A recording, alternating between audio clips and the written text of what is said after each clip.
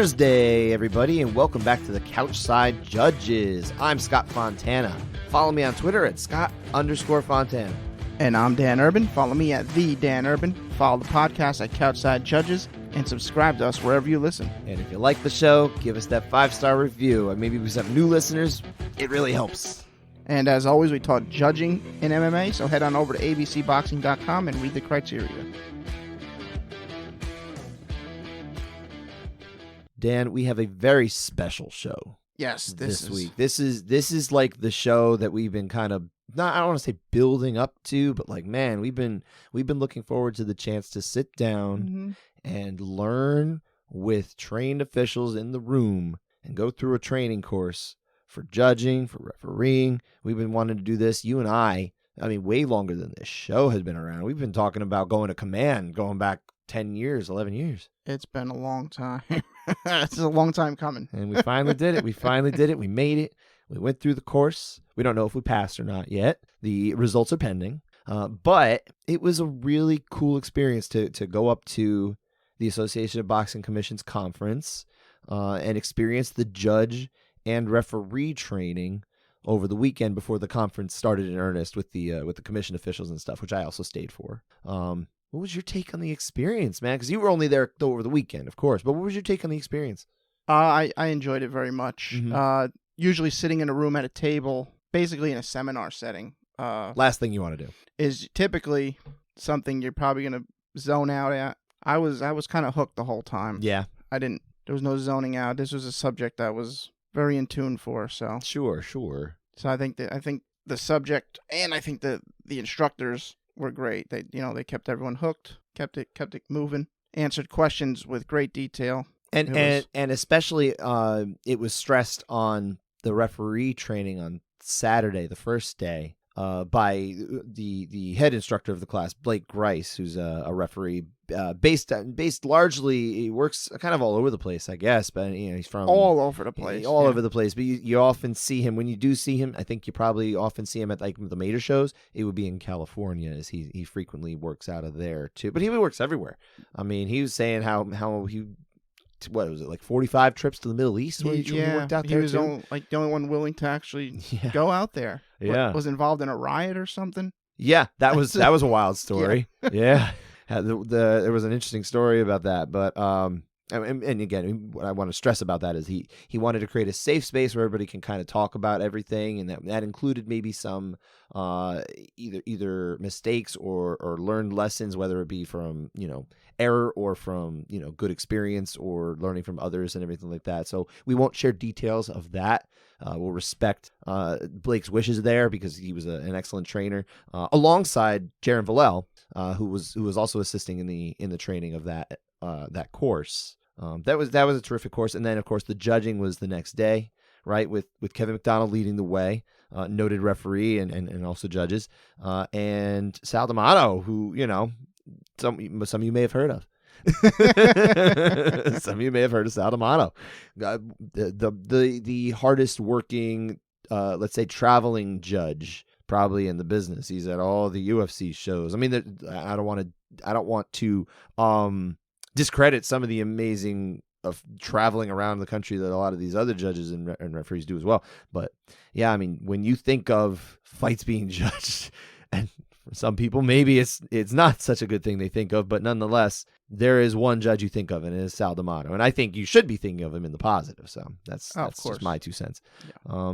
So obviously that was a wonderful experience. I think both of us got to meet some interesting people too, that were aspiring judges or experienced judges or referees, or aspiring referees, nascent referees, and early in their novice would be the real word I should use, because they separated, of course, the referee course into novice, which is where we sat because we were most definitely novice.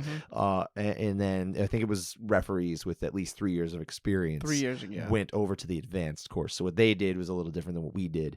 But we got to meet so many different people who were hungry to do this and learn. And I think a lot of them came away the same way we did. It was like, we learned so much, a lot of eye-opening experiences for people, even who came in with like preconceived notions. They come in and their whole world has changed. Kind of like what we had early on in our show in talking with Rob Hines and talking with Kevin McDonald. Yeah, this was This was pretty awesome. I mean, there was guys and girls in the Men and women. men and yeah, thank you. In the courses that have actually sat in the chair or been refereeing there, and it was good to see them, brushing up on their skills. There's just so much to learn. There was I think Blake and Jaron have 40 years combined experience. That sounds about right. Yeah, I think Blake had. I think each of them had close to 2 decades, right? Right, So they yeah. combined the and it was just wonderful to learn from them. They were very honest. They were and it was, I think that's important for, especially, we're just there as media to learn. And we weren't the only media. It was you and me, and of course Aaron Bronstetter of TSN, and Jay Petrie from Sherdog.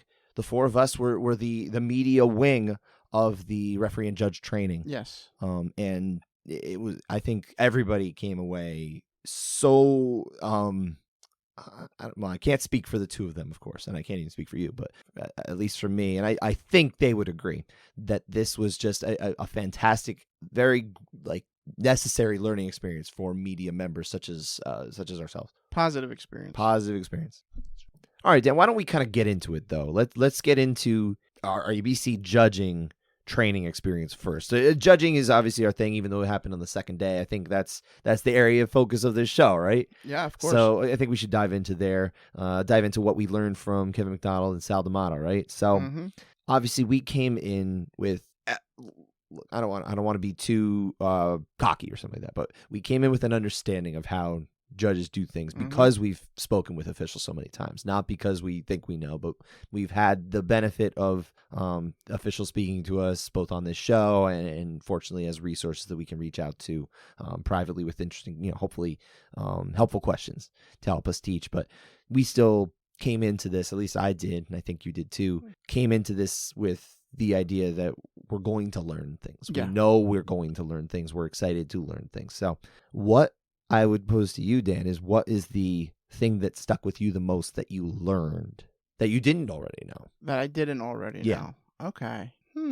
Or maybe even if it was you didn't already know, maybe you just had a better understanding of than you maybe did before. Anything like that. What do you got? I did not know the scorecard procedure varies from commission to commission. That if a point is deducted, that's done by the scorekeeper in some commissions, where you would just write the score, say the winning fighter lost a point. So it would be a 9-9 round. You don't write 9-9, you would write 10-9. And then the scorekeeper in some some commissions would take care of the point deduction. Sure. And of course the commissions they're not always going to be on the same page, even if we would like them to be. It's, something like that is just procedural, and that doesn't have a great effect on things outside of the just who's adding up the math, right? But one would think that it makes a lot more sense for the judges to not have to account for the points being deducted, right? If maybe some commissions don't have a scorekeeper position, right? That's entirely possible. Some commissions are very small, and you just don't know what they have, and it could be on a given night even. I don't know. But yeah, that was interesting, and I think I kind of always suspected that, just because sometimes when I see these scorecards that are turned in or presented or whatever, they sometimes look a little different, and I don't know if that's maybe I'm reading too far into it, but I kind of wondered about that myself. So that was good. That was a good thing to get an answer to. When you share photos from PFL and it's one scorecard, it's one piece of paper with 3 different judges' info on there. So someone's translating. Someone is transcribing. Correct. Yeah, absolutely. But there are also times where I will request, let's say older scorecards from commissions, and not only will they provide me with those write-ups, but they'll provide me with the original cards. Okay. So that's the thing. I've seen some things that maybe some other people don't always get to see. Yeah. Because it's not something they would need to share, right? Unless you were trying to, fact check one against the other because you weren't sure or something like that. But anytime I've ever seen it, it matched. So that wasn't ever why I was reaching out and hoping to get it. It was always like, oh, look at that, I get that too. I've seen some things, I've seen some things, man. I mean, I get the only fight I can really remember where there was kind of a scoring error was Ian McCall and Demetrius Johnson, where they couldn't clean it up later. I mean, there have been times where it's either been announced wrong, and I think I think there have been, that's the most high profile one, because that actually affected an important fight and the way it was interpreted, and actually the way they handled it. Because if they knew it was a draw, they would have gone to a sudden. victory round or whatever they would call it. Yeah, because it was a tournament. They wanted to get a winner out of that, and somehow through the magic of misaddition, that's not a word, but we'll go with it. They ended up having the exact thing they wanted to avoid. Yeah. But nonetheless, that was interesting for me. Though the one thing that I was that really kind of opened my eyes a lot more in the way we need to look at, especially dominance when we're evaluating rounds, is something that was said by Judge D'Amato. And what he shared with us was something that I guess I've kind of gotten mixed responses for this from different people, like whether it is an actual official thing in the rules or if it's something that's more of a best practice or kind of like an unofficial thing that they now interpret as far as the dominance. But what it was said was, and the exact wording was, that the positional control alone is not considered dominance. It has to have a fight-ending action. So the way I believe we're supposed to interpret that, Dan, and correct me if I'm wrong, is that let's say you get to side control, right? Or even all the way to the back mount. Mm-hmm. If you get there and you're just holding on to the back like a backpack and you're not even getting remotely close to any submissions and you're not landing any strikes that are effective, that is not dominance in and of itself. Right. That's how I read that. Do you read that too? That was my interpretation. Yeah. So it. I mean, you can get a dominant position, but if you just hang out there, you're really dominant. Right. So, and that lines up with some fights that I've seen too over time, where it's like, what are they supposed to do in this situation where he just gets to the back? It's a clearly a dominant position, but nothing is coming from it, and nothing is being attempted to, but nothing is taken away because it's hard to take away that position and stand them up from that, right? Right. So yeah, I mean that definitely changed the way that I would look at dominance when I'm checking off. You know, a round that stands out to me, and it's what do you got? It's from like the first event that I started watching. Ever? Like in that area, Randy Couture versus Tim Sylvia round 1. Oh yeah, that was the big one for you. Yeah. He gets the back, and he's on the back for the entire Well, he gets kind of round. like a knockdown, right? Early. He gets a knockdown, and he ends up grabbing the back, but he does nothing at all. He's not even attempting chokes, really. Right. And in that fight, all 3 judges were unanimous 10-9 on that one. So now, of course, this is in a different era of scoring. Everything's very different. It's kind of hard to go back to some of those rounds and compare them, right? I think that's a round where you can look at and say, okay, this jives with that. Maybe it really is a 9 in today's world as opposed to the 8, because a knockdown, even though, it's how hurt was Tim Sylvia? How long was he hurt? I mean, was there much followed up? Not really, if I recall. I haven't watched that fight in a little while. Right, but he doesn't have a body triangle, which we learned is worth more, essentially. Well, that I had kind of always understood, yeah. So, but that was something that I think was definitely mentioned. I mean, just to hear it, yeah. Yeah, absolutely. So, to especially for, I think, a lot of people in the room that may not think about that, right? They may not think about the value of a body triangle as damaging. I've spoken to officials in the past who really, they would stress to you that absolutely that is damaging, and they would point to Damian Maia winning with the body triangle, yes. right? So, and that's evidence. That really is evidence too. It makes a lot of sense. So, yeah, that's a good point too. But yeah, really for me, it was just that to hear that clarification of dominance, being that you've got to make sure that there are fight-ending actions as well, or actions that are leading toward the end of a fight is something I should really be more clear about in what I mean. Effective striking, effective grappling. So we're talking about submissions. We're talking about, strikes landing that could potentially lead to the end of the fight, not just pitter-patter. Trying to finish. Mm-hmm. And that is, of course, the stressor here is the actions need to be trying to finish. So like if you're doing the pitter-patters, you're doing kind of annoying strikes, or you can go all the way back to like foot stomps, right? These aren't fight-ending actions. They're not graded very heavily at all. But another thing that stuck out that was said to me, or said to us, said to everybody in the room, was that all actions have value. Yes. That was another thing that stuck out for me, is the fact that all actions have value. So what that means is that, okay, you have the takedown, right? Maybe it's a little dump single leg or something like that, where there's not really impact to the takedown. You land in guard. It's a neutral position, by the way, guard.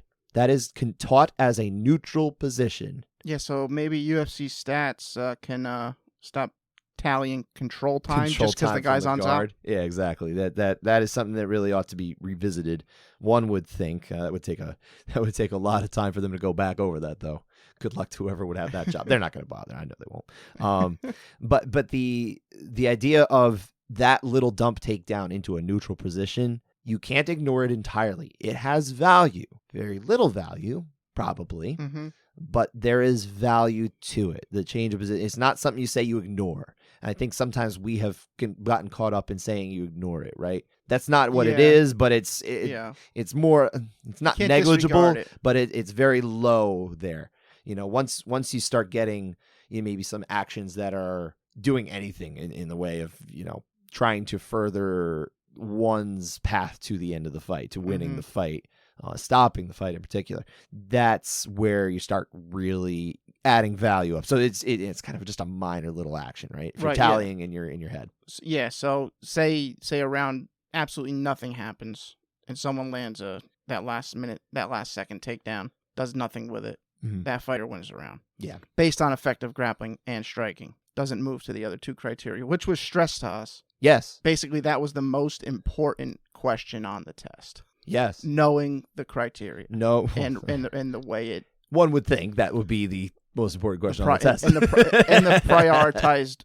In the order. In the prioritized order, exactly. You're right. To know where the primary is, and to know that you only go to the next if it's the secondary level effective aggressiveness, if that everything is truly equal and realistically, from experience from someone like Sal D'Amato said, he's never gone to that level. It's just not something that really gets considered. There are so few fights that they could do. He did say, if you're going to do it, pretty much, and I think it was even mentioned, if you were in a different state, that maybe if it wasn't Nevada, you might have seen Carlos Esparza and Rose Namajunas go there, right? Yeah, but they were kind of also saying that effective aggressiveness kind of would lead you into being able to pick a winner based on effective striking and grappling. Sure, because the way it's set up, you should be able to find someone there. Yeah, exactly. That was also stressed very clearly that, like, realistically, there's still it was they said like 3 strikes to 4 or whatever the numbers ended up being, and that was stressed. Like, okay, you can even still see a difference there if even if you're just going to go by the numbers, But judges, of course, don't really go by the numbers. However, in a fight like that where there's so few things happening, it's a lot easier to count it, isn't it? Yeah. That was cool. He goes, count all the strikes in this round, and I think it was Don Fry and and Fry and Takayama. Yeah. They just hockey fight, just a hockey fight. Yeah, there were some really interesting scenarios they kind of showed to really illustrate, like, put yourself in a judge's chair.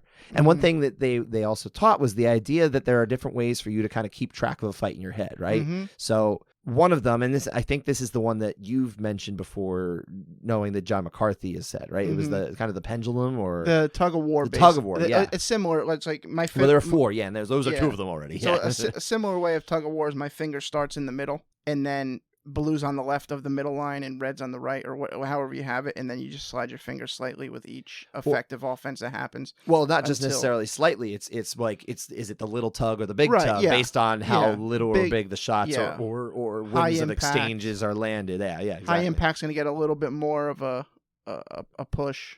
To one side or the other. Exactly. So that was one. The pendulum was one, like kind of swinging one way or the other. Scales of justice. The scale of justice. That was with putting coins on each side. Yeah. I feel like I don't do any of those like in my head, like in that true visual, but like the closest one for me in the way that I tend to watch fights was probably that scale where I'm like placing an action on one side or the other, and it's kind of starting to weigh down based on that.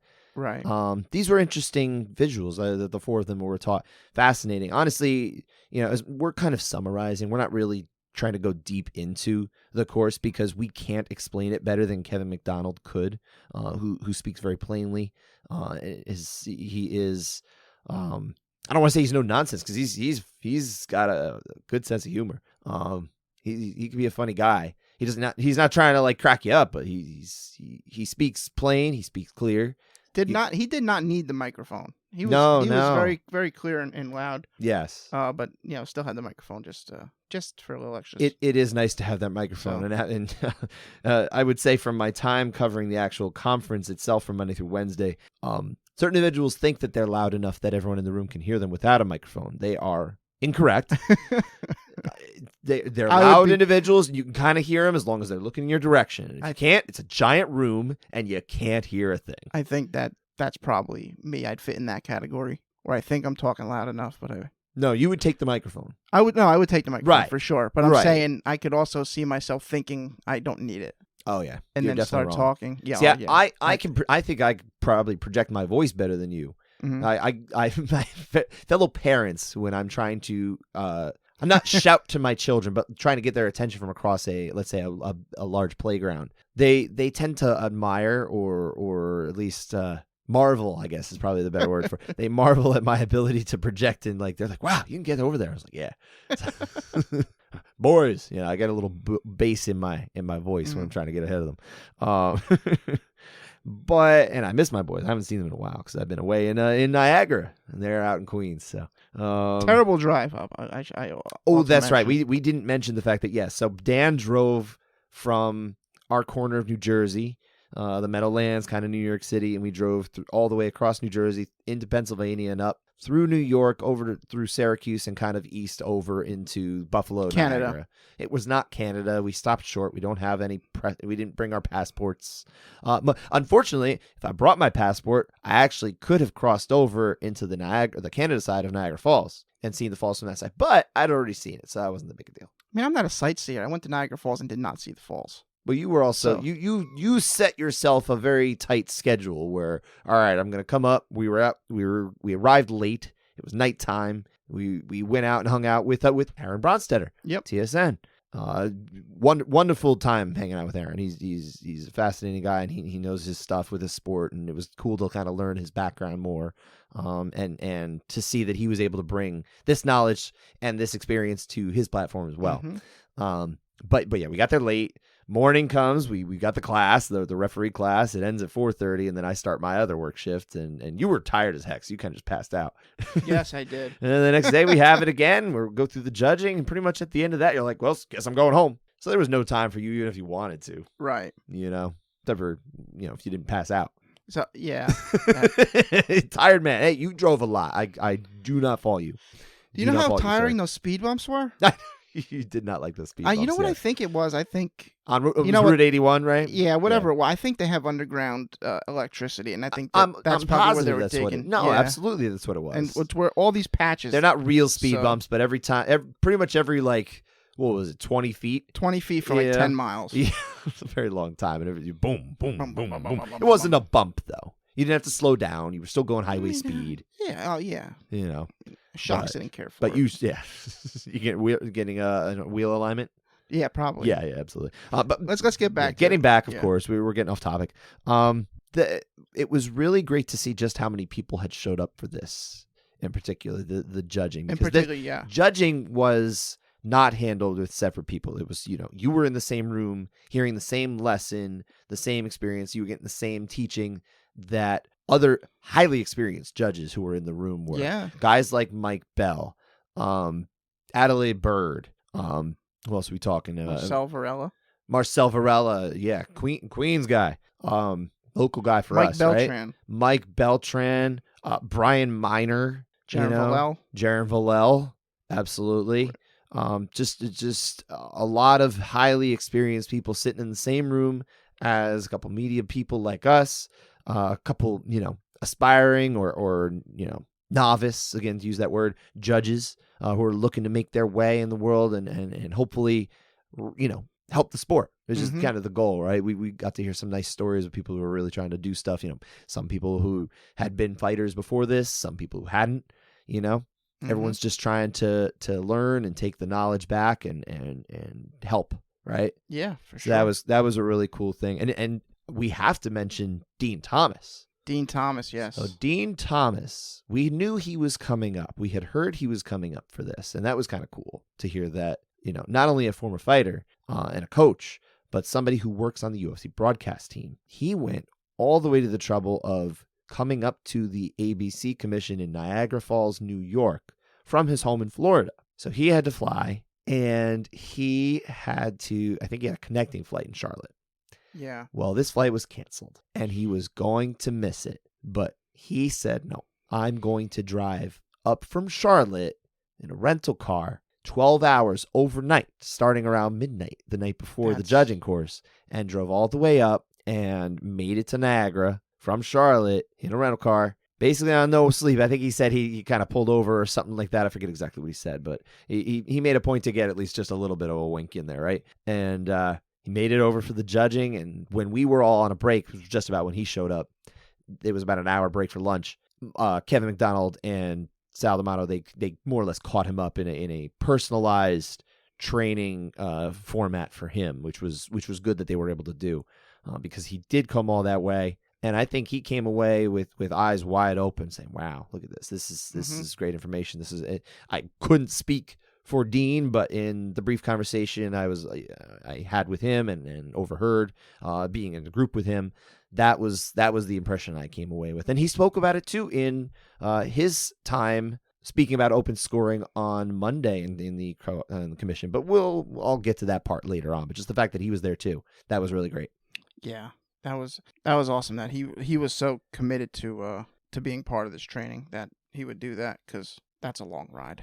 And another thing that they to get kind of back to the judging itself, the training course itself, what was preached to us. One thing that was a priority and like a prerequisite that you would have to do on the test that we took was knowing submissions, knowing positions, knowing all these things, especially for judges and referees, really. This was a huge portion of the test. This was a huge part of refereeing and judging. Like, you got to know submissions. And the best way to do that would be to get in a grappling school. And look, that's kind of a no-brainer, right? You would think, but like, understand, if you didn't know that, this is something that they actually legitimately really care about. It's true. This is a big part. It is.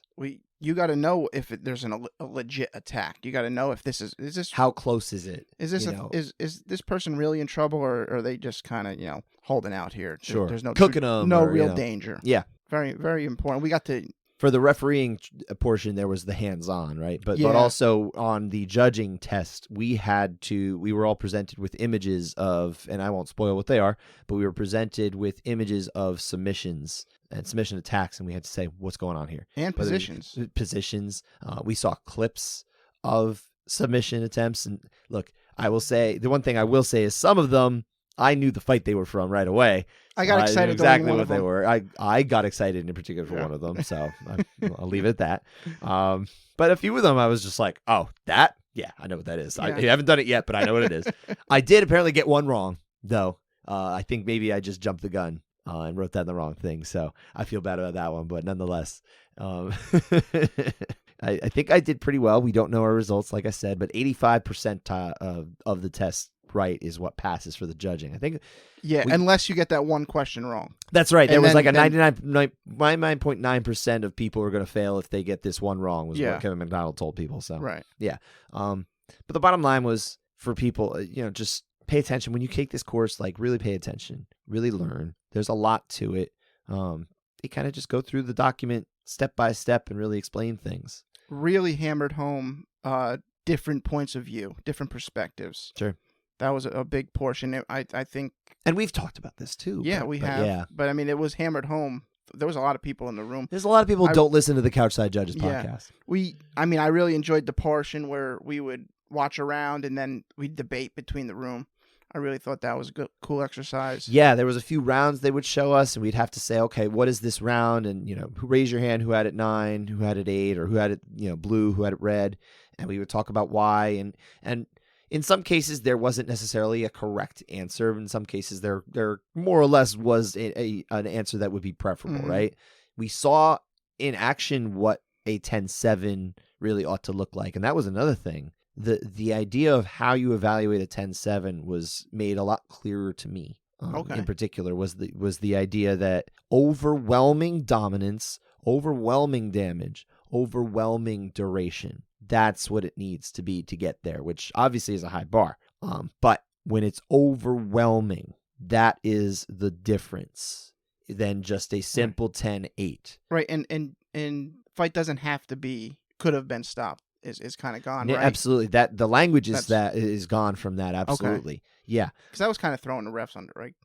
I think under the bus a little bit. That's what I'd always thought. Yeah. But I don't know if that was why it was removed or not. Maybe it was, but either way, it's the idea that you don't have to watch a fight until the point it's uncomfortable. I guess when it is uncomfortable, that probably is a good indicator that it ought to be crossing into the 10-7, I guess. Yeah. But that doesn't. Right. That's not what the requirement is. There's no language in there that says when you feel like this ain't right, put down the 7.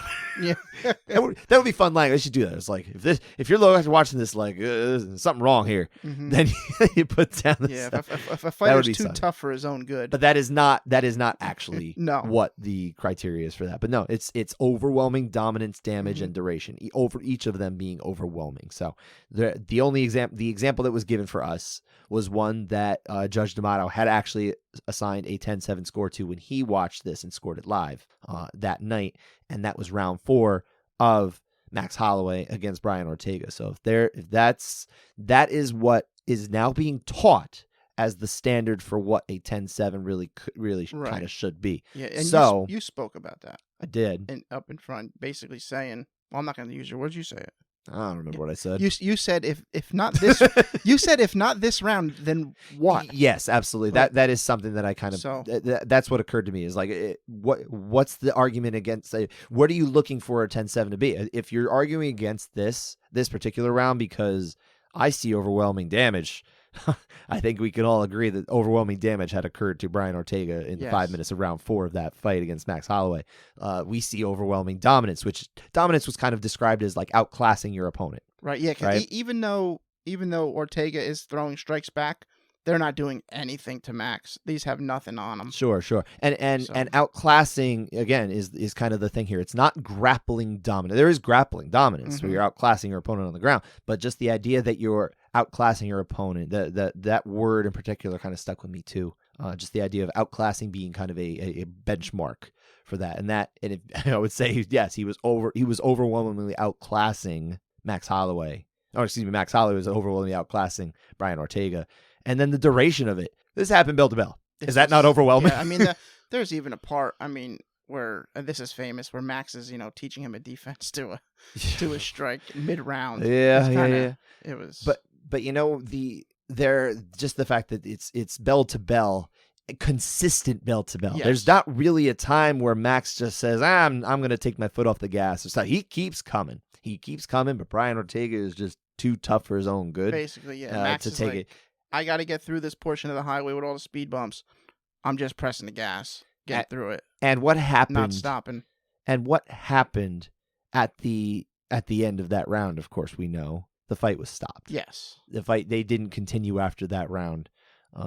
That was a good indicator of maybe this really was a 10-7. So I feel like hindsight being what it is, especially we can look at that.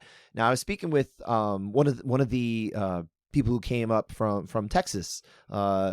I'll leave names out because I don't want to necessarily throw anybody out there who's not asking for it, right? But an individual who he spent a decent amount of time with when we were up there in Niagara, nice folks from Texas. But one of them in particular, I was having this conversation about this particular round, and they weren't really sure if this should really be a 10-7. And kind of part of it was, well, if you give that, you're just saying the other guy loses, right? And to that, I can understand what the case is there, right? What is the sentiment behind that? But one thing I pointed out in this particular round, in this particular instance, is the fact that this was round 4 of a fight that Max Holloway had already won the first 3 rounds of. Mm-hmm. So if it was a 10-9, it's 40-36. You can't win on the cards anymore. Right. So what's the point? Why can't we just call this a 7? It doesn't really matter in that sense, because why don't we just call it what it really is? I also feel it's not the official's job to make sure the fighter still has a chance. Sure, absolutely. So, and I think that's something that's a fault that I actually have in general with kind of the criteria, is this idea that you don't want to give out too many 10-8s because it's like I can't really come back from a 10-8. Mm-hmm. It's like, well, I mean, shoot, what we're saying here is that we want to be okay with a very great round that's not 10-8 worthy getting the same score as 2 slim rounds because we want someone to be able to win 2 slim rounds to overcome a really great round. And I don't think that ends up with winners that represent the fight. Mm-hmm. And that's why I'm not really a big fan of that. And that's not coming from any one individual. That's essentially the message from the ABC, with the scoring being the way it is, which is why we're such big proponents of the idea of stretching out the scoring, giving more 8s, allowing 7s to kind of replace the 8s in frequency, where it's about 5% of the time, maybe 20% of the time you get 8s. Mm-hmm. And one thing that was brought up, we can talk about it later in more general, but there was the scoring ladder document that was released on Monday during Andy Foster's presentation for rules changes and that kind of thing. This wasn't a rules change, but it was a document they had developed, a big graphic that explained very explicitly, actually, that nearly 95% of rounds are going to be scored a 10-9, and about 5% are going to be or less than 5% are going to be 10-8. So I don't know why it's nearly 95 and less than 5, because we're still not getting to 100, as if there's going to be 10-7s and 10-10s, which there really aren't. So it's kind of funny that it was worded that way. But yeah, there was one thing that I remember about regarding 10-10s. Yes. They're typically their main priority use is for partial rounds. Yes, absolutely. That was actually spelled out explicitly on the training document that we have as well. But it's not. Right. It's really not explained that well. Right, but also elsewhere we were told, say a fighter lands a heavy right in the first 10 seconds of the round, then that next 2 seconds to fight, someone gets poked in the eye and they call off the fight. Right. You can still give a 10-9 because of that one strike. Sure, absolutely. Yeah, because it says explicitly in the criteria that if it's even by one technique, right, that you can give the round. So yeah, that absolutely rings true. It's not just it's a partial round, it's a 10-10, or it's a round that ended really early, it's a 10-10. You can get there through evaluation of that, and not for nothing. If somebody is, and they did outline as well the idea of what effective aggressiveness and cage control are. But one thing, and Kevin McDonald's kind of talked about this with us too, is just the idea that don't you kind of have aggressiveness if right? Everything's kind of cyclical and that kind of thing. So it's almost, there are differences, of course, but again, in practice, even Sal D'Amato said he's never given out a round based on that. He's been doing this a very long time. He'd been judging kickboxing all the way back to 1992. Yeah, he's been judging combat sports for 30 years, and MMA, I think he said it was going back to like 2003, I believe, was what he said. Yeah. I wrote it down, and my notes are at my house instead of here at our recording studio. Ultimate Fighter was starting around that time. So that was 05. That was 05. But he did say a little before. Okay, that's what he used as his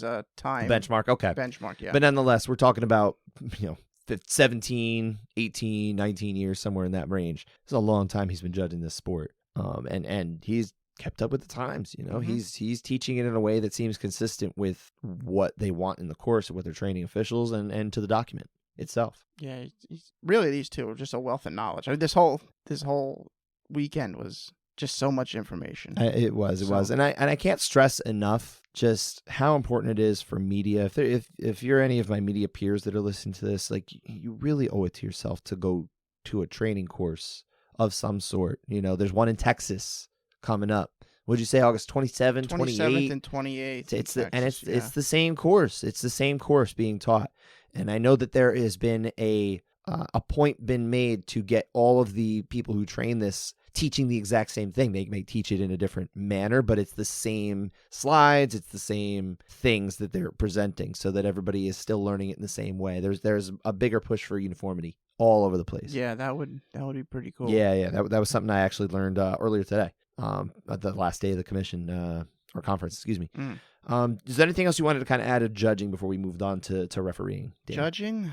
No, just I would just, like you said, if you get an opportunity to go to one of these courses, I would go. Oh my gosh, coaches, please, coaches, you can help your fighters. You can help them in such a big way just by knowing what it is the judges actually want and not what you think they want based on what either had been done a long time ago or what has been said on the UFC broadcasts. And the UFC broadcast team they've made efforts to learn more. They have spoke with officials. They had their training session. My understanding is it went very well. And you only hear seemingly good things coming out of the commentators, as well, about how it went. Felder on last night on Contender Series seemed a bit more knowledgeable. Yeah, about it. So I didn't watch Contender Series, Yeah. so as I often don't. I mean, I still would hope for the commentators to just analyze the fight. Absolutely. But they should. But if they're gonna chime in regarding scoring, they should have a better understanding. So. And nobody is hungrier to understand it than Laura Sanko. Mm-hmm. We've seen it publicly. I've heard it from officials as well. She is very hungry to make herself known as the person who understands the rules. And I am absolutely thrilled with the prospect of her getting to the point where they put her on UFC broadcasts, not just Dana White Contender Series, because I think she would be just such an asset, not only to the UFC broadcast, but to the sport. Yeah. I'm I don't want to say I'm rooting for her, but I'm rooting for her mission. I'll stop short of saying I'm rooting in that kind of sense, but she's not a fighter anymore. It's just what she's doing. I really applaud it. I think it's wonderful. Yeah, she's a good ambassador for the sport. Absolutely, and she'll be part of it hopefully for a very long time. But we can move on, I think, to refereeing. Right, that was obviously a big part of this weekend as well, and the part that you and I have much less knowledge of coming in than judging. Ain't that the truth? Yeah, your two notebooks, right? They gave you the little pamphlet that you could take notes on from Seneca Casino, from the casino and resort where it was. So Seneca Niagara, and your notes for judging are a little more sparse. You thought that they were. You thought that you had taken more notes. I thought I was taking more. I took more pictures. Oh, okay. You took pictures of slides and things. Okay, yeah, I had also done that as well. I left my notes at home, so they're no good to me here. I probably took slightly more notes on the judging just because I really wanted to understand it even more, because that is something we talk about more. But nonetheless, I took a lot of notes in refereeing.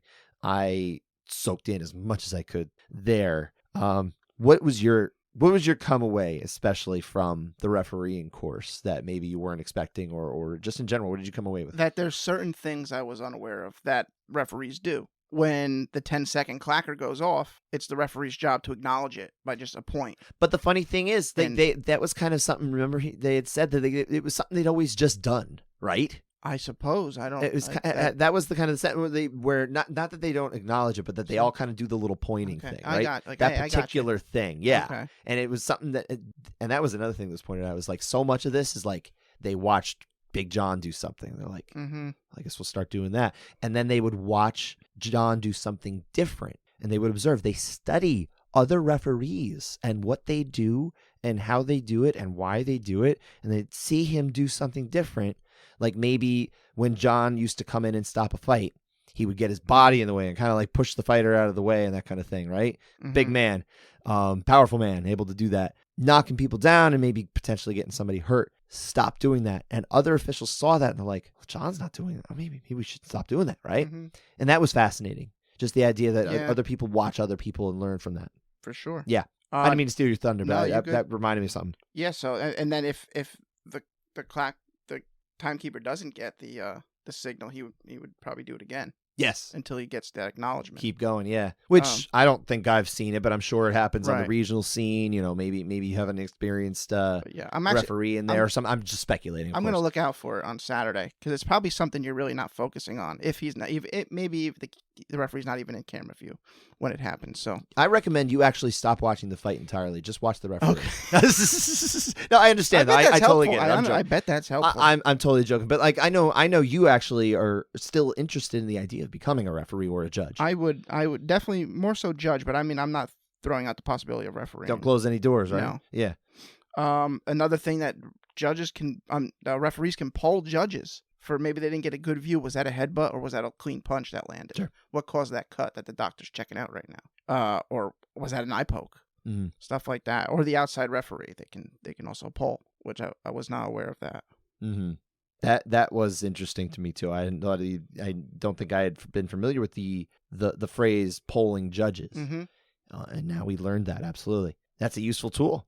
That's a really and it's necessary, because how many times does a referee end up in just the wrong spot to see it, because the action's moving around? It's hard for them to stay where they need to be to see the best. Like if they're on the wrong side, for example, just because the fight's moving around, or maybe their stance switches and things, maybe they're on the wrong side for a low blow and they don't get to see that open stance as they would ideally be. if it was, Right. it's something to consider. Yeah, they said. I think they said the more tough it is when it's orthodox versus orthodox, Correct. where they're in opposite stances. Yeah. If they're not opposite, but opposite view wise, where they're both not open to the referee's It's view. better if they're mirrored. Right. That's a better word. It's kind of the idea of it. Yeah. So that was pretty cool learning, what position to be in and stuff Absolutely. like that. And of course they stress that the referee is the sole arbiter. Oh yeah. In the cage. Mm-hmm. So it's not up to the judge to be like, hey, stop the fight, right? Even if they might want to. Even if they want to. It's it is entirely, and they know, a good judge would know that, of course. And I imagine that's not something that comes up too often. But yeah, it is the referee's world in there. You are operating under his cage. Now, I think we kind of knew that to some degree, but it was something that was stressed and I think should be stressed. Right. Even, he's always watching the corners, seeing how that guy's walking back to his corner. Yeah, that was the big thing. Between rounds is where it's an extremely busy time for them. It's not a lean up against the cage, take a break, wait for the 10 seconds out kind of thing. Very active. Very active. You're looking to the fighter who seems to maybe have been in the most peril at the end of the round, and you're just kind of watching them. You're watching their gait, how they're walking. You're watching their body language. You're kind of observing them in the corner. You let the seconds do their thing, and then at the end of that, as everybody's kind of before the round starts, maybe you want to take a look. Maybe bring in the doctor. Maybe we've all seen this in practice, but it's something I think a lot of people just don't think about. You take it for granted. This was explained, and I think it was a good reminder to have that explained. And not only that, I don't remember if you were here for this part or not. Someone was talking about this at one point. The idea that there's a minute between rounds, right? Right. It's at least 1 minute between rounds. Right. At least 1 minute. So each corner is permitted at least 60 seconds. It can be longer if the referee needs to do something or for whatever reason, right? Now, corners are, of course, not supposed to manipulate that, a la Yoel Romero against Tim Kennedy. That is obviously an unfortunate scenario. And I believe John McCarthy has spoken about that with regret, right? Do you remember him talking about that particular situation? What was it? Not over the weekend, but what was the situation? Oh, with the spilled water or the ice or whatever it was before round 3 of that fight, because he was in a bad way. He wasn't in a good way, and allowed him to recover. He ends up winning in the third round, like Yoel Romero did. Right, the way he always did. Stoolgate or something, whatever. Yeah, ice gate or stoolgate. Yeah, I think they call it stoolgate. Excuse me, but there was an issue there, and maybe manipulation. It's it's hard to say, but nonetheless, we saw what we saw, right? You need it is up to the referees to monitor that. And be the sole arbiter that says get your fighters out, and if they are stalling like that, even if it's the corner's fault, you could take a point for timidity. Yes. Timidity, excuse me. Timidity would be the foul. Yes. So yeah, and that's an unfortunate situation where the fighter can be punished as a result of the actions of the corner. Right. Right. It's not good. Seconds cornermen don't want to be doing that. It's not. It's just that you're there to coach. You're playing a dangerous game. Let's put it that way. If they're doing that, basically, you're playing it basically how Kutelaba and Ankalaev went. Played a dangerous game, and the fight got stopped. Mm-hmm. And another thing that we discussed was kind of this idea of corner stoppages, right? Yes. That came up. That I thought was very interesting because it explained the idea of why you don't necessarily want to be throwing in a towel, right? Yeah. Especially a white towel, because how did it get in there, right? Who threw it? Where did it come from? Where did it come from? We don't know that kind of thing. But the corner can communicate to the secondary referee or the inspectors.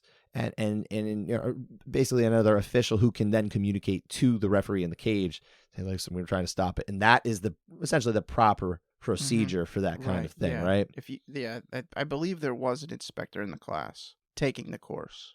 There was, yes, absolutely. I want to say it was a woman from Massachusetts who was looking to transition to being, I believe, I want to say a judge. Maybe it was a referee. I'm mistaken, but nonetheless, an official who was not. Was doing something different than just being an inspector. Right. I wish, by the way, a lot of the people I spoke to were just, they were so enthusiastic and driven and things like that. So I wish everybody the best of luck in their endeavors, in their travels, in their pursuits as they try to become either a judge or a referee or some sort of other official. We saw commissioners who were in the class as well, just trying to learn and get better at doing what they do too. Humbly bringing themselves to learn this stuff. I think a big takeaway is everyone seemed to be excited to be there. Yeah, I mean, you don't come out all the way to Niagara, New York, with all. I mean, Dean Thomas was not the only one who had travel issues. I heard a lot about. There was a lot of connecting flights canceled. I think that's just going on in the country right now. But yeah, that's a tough thing going on now. But even after the class, the side conversations, everyone was just so into everything. Yeah, and that was cool. So. It very much was. I enjoyed that. 27 fouls, right? 27 fouls. If you're taking the refereeing course, this is probably just a little bit of a cheat sheet, but it's probably good for you to just know it anyway. Ton of fouls. Know all of the fouls. Yeah, be able to list them off the top of your head. That's important. It's not easy. This class was, I want to say it was about 7 hours all told. There were breaks in the middle and a little bit like that, but nonetheless, it's a cram course. It is a cram course. Mm-hmm. If you want to be ready, know all the fouls. You won't. It's not open note. It's closed note. So I definitely couldn't name all 27 when I was listing them on my test. I missed several. I don't know how many. I'll get my results back at some point and probably learn that I failed. I'm not ready to become a referee. And that's fine. That's fine. The thing is, I can recognize a foul when I see it. I'm like, well, that is a foul, right? Right. Can I list them off the top of my head? Me personally, no. Sometimes not everybody can test the same way, right? I think I'm a good test taker, but that was a tall ask for myself personally. But I'm not complaining at all. I'm not trying to become a referee anyway. I'm really just a media guy trying to learn and be better at his job, and be able to talk about the sport in a knowledgeable way. Right.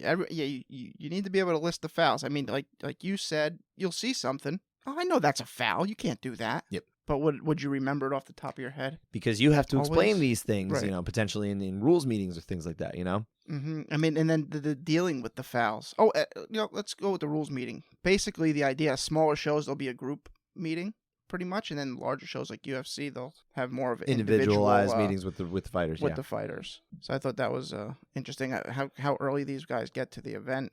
Several hours before, 2.5 hours before. So it's a long day. Mm-hmm. And then I learned, intentional fouls, automatic point, intentional foul with injury, 2 points, possibly DQ. So another thing that was pointed out, I think this is actually in the judging portion, but I'm pretty sure it applies to everything. Presentation, the way you present yourself is very important. Mm-hmm. Because if you're sitting cage side and you're judging a fight and you've got a hot dog in your hand and you're eating, how's that look? If you've got your phone up there next to you, even if you're not looking at it, your phone is up there. What if it starts ringing? What if your phone starts ringing and you start to wonder, well, who's calling me? Why are they calling me? Yeah. Then you're not thinking about the fight anymore. Right. That was a scenario that was, I believe that came directly from Kevin McDonald, was just that scenario of thinking about that. Don't do it. Like a lot of things are common sense, right? Mm-hmm. But it's very important for someone to hear it because not everybody, I don't want to say not everybody's common sense. That's really where I'm going, but it helps to hear it. It just helps to hear that scenario, understand how it looks, how it sounds. And the other thing about and this was specifically for refereeing is your candor, the way you speak to people, rather than going up and yelling at them, hey, don't be doing that. Don't be doing that. Listen, if there's a foul, something like that, you don't get it cost them. You say, excuse me, sir, would you come over here? Stand right here, please. Yes. You go over to the other fighter, calmly say, excuse me, would you come over here, please? And so, are you doing okay? Or they talk about the foul, being fouled. Mm-hmm. Tell them I'm going to give you X minutes to recover or what have you, whatever is going on. And you go over to the other person and you explain it to them nice and calmly. The calm demeanor. Because these guys are in a fight and their adrenaline is. Do you really want them coming back at you? Yeah. It's like try to keep it calm. Yeah, that was what was taught, of course, to prospective officials and stuff like that. So that I thought was very important. The idea of awarding positions has come up before. The idea that this would be maybe an interesting thing to do. It is, of course, not allowed, right? Correct. But why is that not allowed? You can't predict the future.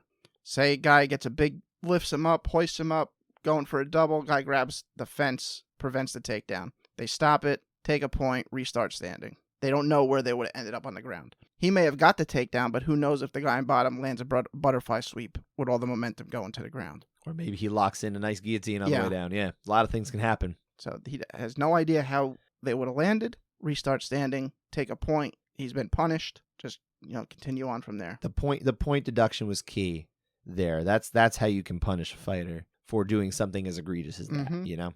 And That- was it who asked? I don't remember who asked, but he mentioned, are you hesitant to take a point because 1 point in a 3-round fight is pretty dramatic, not dramatic or devastating, I'd say, to a fight. And they said that's never crossed. That doesn't come Blake into Grice it. in particular, who was leading the class, said absolutely that had never crossed his mind. Now, look, anyone can say anything, but I mean, sure, looked like a pretty honest answer to me.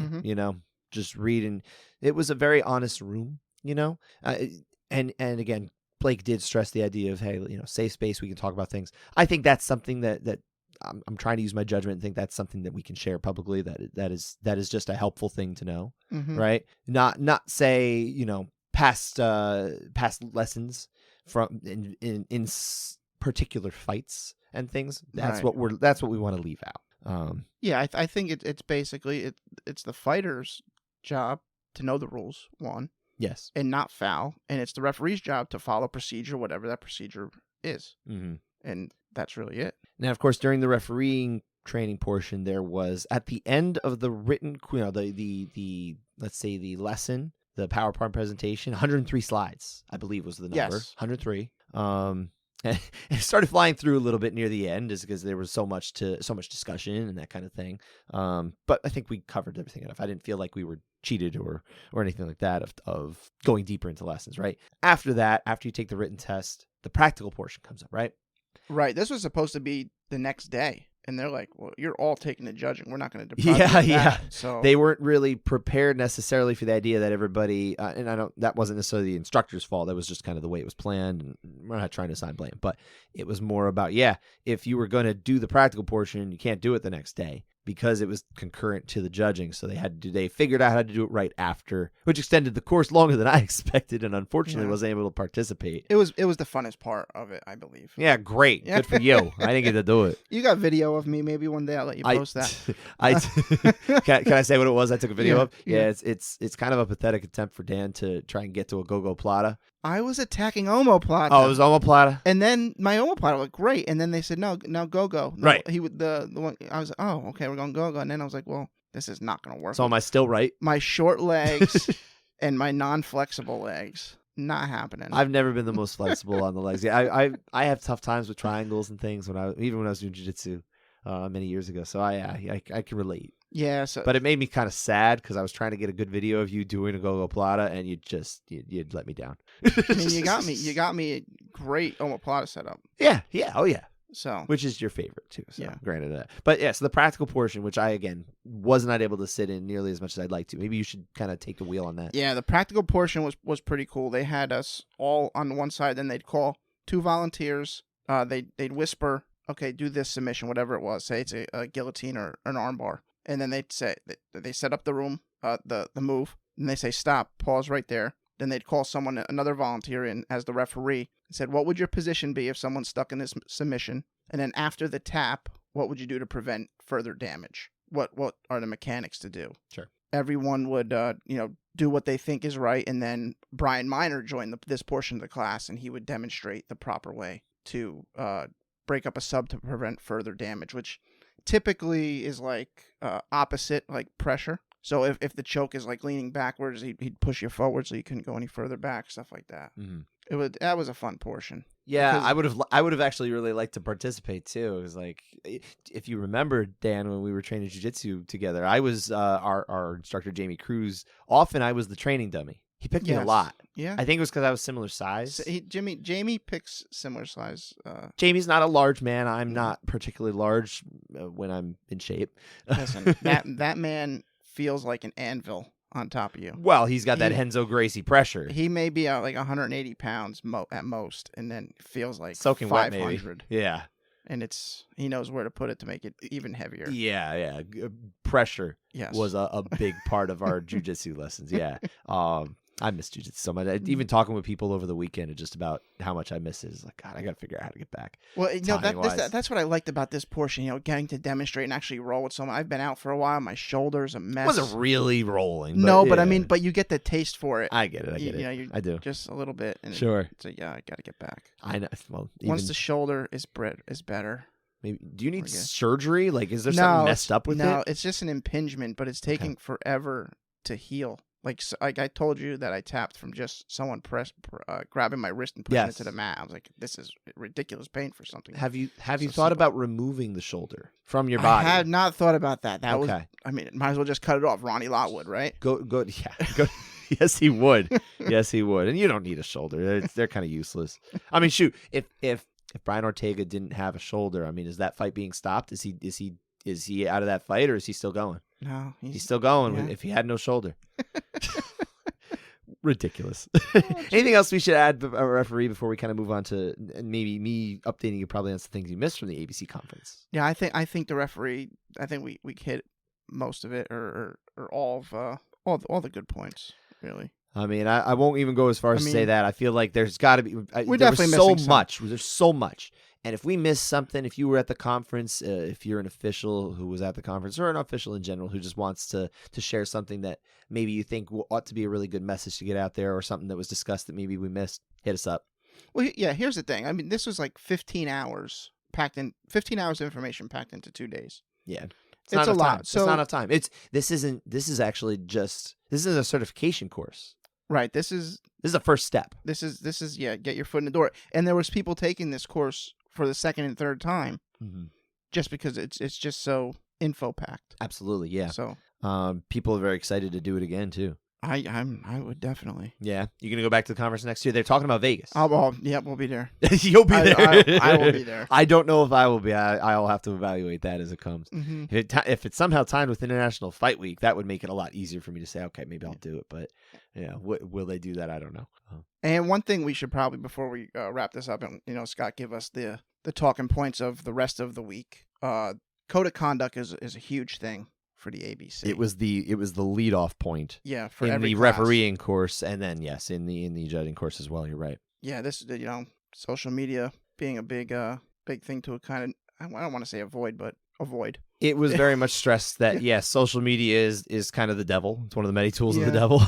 Don't gamble if you're a licensed official on fights. That's a big no-no. Yeah, don't take pictures of yourself with fighters and all that kind of thing during fight night. And, there's kind of like, there's lines where it becomes kind of palatable to do things like, let's say you take like a picture at the end of the event and post it or something like that. It seemed like that was more of a gray area, Yeah, you're there as an official, not a fan. Don't be like, basically. Hey, and they're not there to watch you either. You're just there to do your job. So it's not the idea like, hey, check out about 7, 4, and 8. Yeah, the dress code. We want to be very black, kind of not neutral, not be part of the show. Mm-hmm.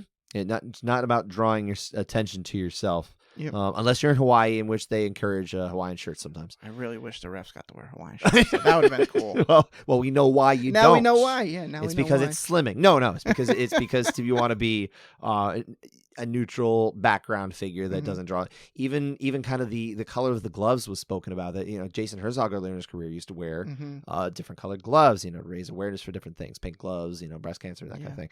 Moved away from that. Yeah, and also find things that as far as like if you're the judge, identifying fighters, because it can be difficult to remember who's blue corner, who's red corner, and some of those AMI fights that we had where both fighters are wearing black trunks, both have white tape around their wrists. Oh yeah, who's the blue corner? Who's the red corner? And that's actually we should have pointed that out in the judge training is like we watched actual rounds, but many of them were amateur fights. Pretty much all of them were fights that you typically aren't watching. I mean, there was one from Cage Warriors, so anybody who's watching Cage Warriors, it's possible they will remember a fight from there, right? Mm-hmm. There was a Bellator round in there as well from Paul Daly against Eric Silva, right? Yeah, I'm sure these all change. Every course. I would expect there's probably different reasons they pick different fights and everything like that. And maybe us saying this will be like, damn it, now we got to change it.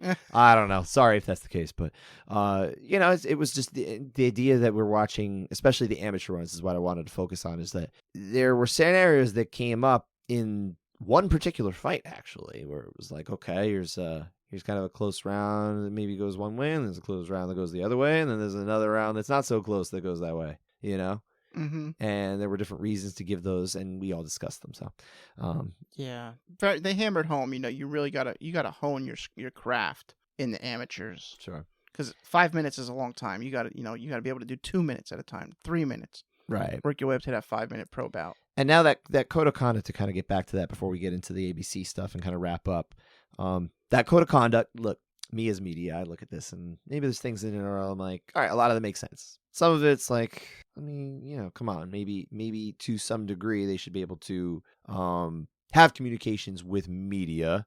It doesn't have to be on the record or every person or public kind of on the record type of stuff.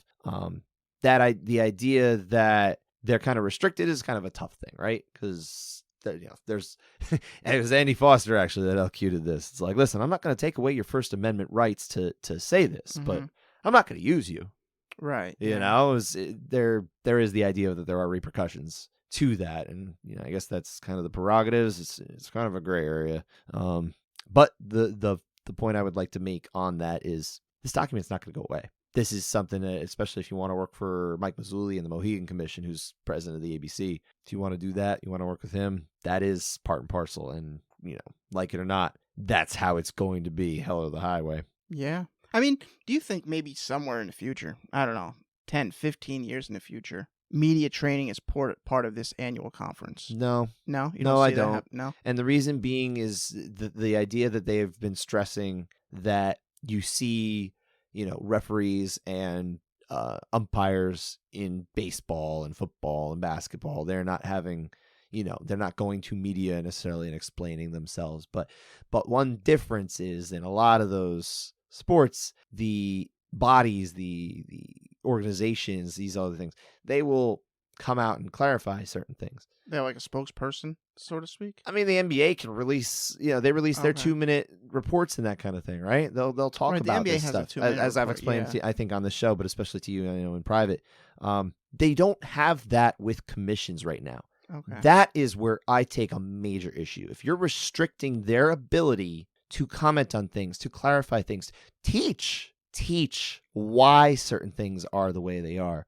Widely and not just privately to the 40 or 50 people that are able to show up, and it's not cheap to travel literally anywhere, especially right now with gas being what it is and raising the price of everything else, inflation, all the things in the real world, right? There needs to be accountability. You hear this a lot, accountability. People talk about wanting accountability. They say they want it from judges, but what they really should want it for, and the really focus should be on, is commissions being accountable in explaining things to the masses, helping us understand why things are the way they are. Maybe they don't need to take it verbatim from the judge. I don't know what the middle ground is, right? But it's the commissions that I expect accountability from. They can't just hide behind not saying anything if they're not going to let the officials do it either. It has this air of we're hiding something, right? Or we just, we want to avoid it. And that's unfortunate. I think that's a real problem because, as we've seen before, in the case of I'll bring him up by name, JJ Ferraro from a couple years ago in Houston, right? He comes out, he explains his score, or why he scored it the way he did in the Bobby Green and Rafael Fiziev fight, round 3.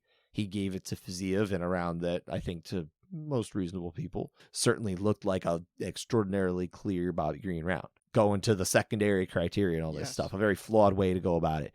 And in the process, getting into an argument more or less with people, and then continually throughout the day explaining himself, also throwing Adelaide Bird under the bus. I was never comfortable with that. That didn't look right.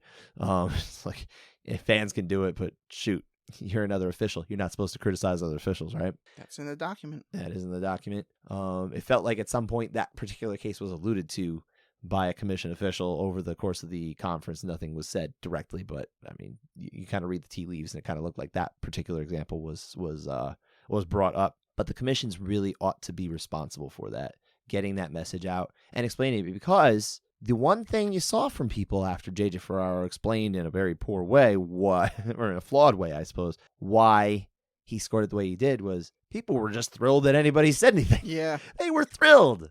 They were like, "Oh, at least we got somebody who's talking about it." I don't agree with it, but thank you for being transparent. Yeah, absolutely. It made no sense, but they're like, "Hey, all right."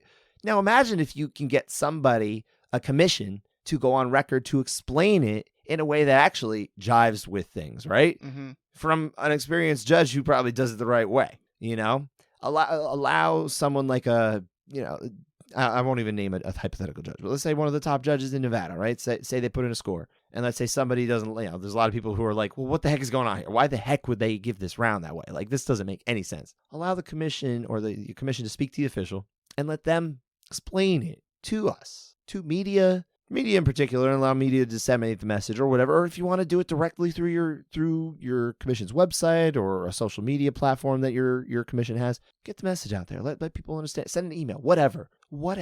Just allow us to know. Let people learn. I bet you'll come away with a lot less people ultimately arguing with things because you're actually going to teach them. So I challenge commissions to do that, to get better at that. And I hope they do. All right. A lot of passion there, I suppose, right? On to the week. On to the conference. Yeah, and we don't have to go deep into the weeds of this. I can kind of more or less summarize it for you.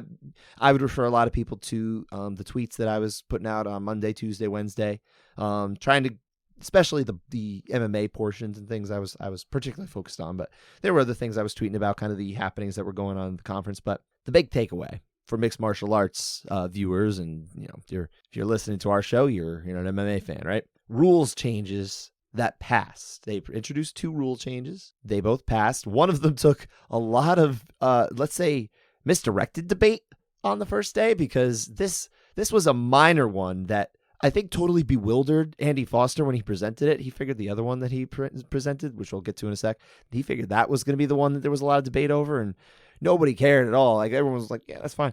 The first one led to a 20 to 25 minute debate over the merits of neoprene sleeves for knees and ankles for fighters to use them. This was a rule that was already on the books. No one was changing, or they were adding the ability to do that. All that was being done was specifying what color neoprene sleeves are available, and that is black as a neutral color, or the color that the athletic commission assigns your corner. So if you're in the red corner, you can wear a red sleeve. If you're in the blue corner, you can wear a blue sleeve, for uniformity, for clarity, to get rid of confusion and that kind of thing. If somebody shows up with, let's say, like a pink sleeve, it's kind of reddish. It could be a little confusing. Or maybe they have a blue sleeve on and they're in the red corner. Yeah, it makes that would be hard to. It would just make it a little more challenging. And look, you can have different colored shorts and that kind of thing. The red corner can have blue shorts. The blue corner can have red shorts. That's kind of just going to happen. I guess they're not really tackling that. But the idea of these neoprene sleeves, that's all they want to do. They just wanted to change the color. And it led to 20 to 25 minutes debate on whether they would actually have these at all, and whether they were medically, why are we allowing these neoprene sleeves if there's a medical issue? Like, should they even be cleared to fight? What if it's a tactical advantage? You have the neoprene. It got very sidetracked, and it was equal parts funny and exhausting. Sitting there I was trying to be a fly on the wall and just kind of reporting it, but I'm like, my God, why are we still on this? Why are we still on this? Actually, speaking of this, it reminded me of something from previously, sure, where they said, in the back, when they're doing the inspections, they check your fingernails, make sure they're of proper length. Yeah, as a referee, or an inspector, The neoprene sleeves, you can't wear them on your elbows because they're meant strictly for support, so it's only a leg Yes, thing. that is the distinction, absolutely. It's support so you can stand. Too much makeup or any glitter anywhere. Yeah, that would get wiped allowed. down. They pointed out in particular of female fighters who, and I think it wasn't limited to female fighters, but more prevalent in them, female fighters who would wear that type of thing to kind of distinguish themselves, brand themselves. And it's, it's kind of understood, but when they get to the UFC level in particular, it would be like, yeah, you can't do that. I'm like, what? and that reminds me of other things where most cuts are bad. The inside part of the eye, or the upper vermilion, which people probably don't think about, the upper lip. It's called the vermilion what? Or the vermilion border, perhaps? I wrote it down, but I do not have my notes here. Did you write it down? It's the upper portion of your lip. Yeah, exactly. Where it's very thin and hard if you to can imagine where Robbie Lawler's lip got torn apart against Rory McDonald, and where was it? Alistair Overeem, was that against, who was that against, where his lip tore the same way? That wasn't Jairzinho Rosenstrike, was it? Or was that a different fight earlier? I couldn't tell you. Well, nonetheless, I think a lot of you will remember that, and you certainly remember Robbie and McDonald, because that was an amazing fight. Everyone remembers that one. So they're saying is, in a higher level fight, like a UFC fight, like Robbie Lawler, they're not too worried about him not being deformed the rest of his life. He'll be able to, get the plastic surgeon, a good surgery, or a good doctor who can stitch it properly. On the regionals, making $500 and $500 to win. They're not going to let you be a warrior like that for $500.